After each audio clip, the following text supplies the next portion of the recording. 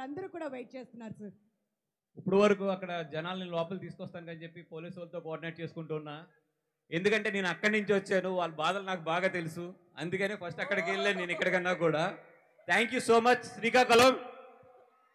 నాకు 2 రోజుల క్రితం చెప్పారు ఈ ఊరు వచ్చి మీ అందరినీ కలుద్దామని చెప్పి.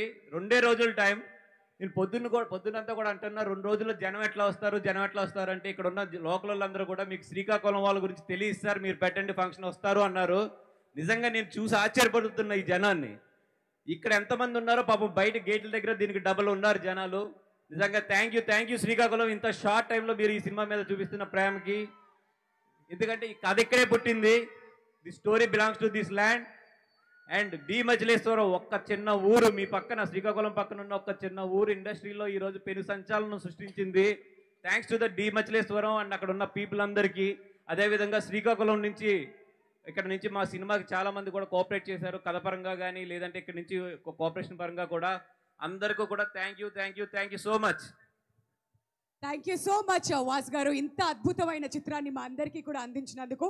మరి ఇవాళ ఈ కార్యక్రమంలో ఏదైనా ఒక చిన్న మిస్సింగ్ ఉందా అంటే అదిగోండి రాక్ స్టార్ డిఎస్పీ గారు.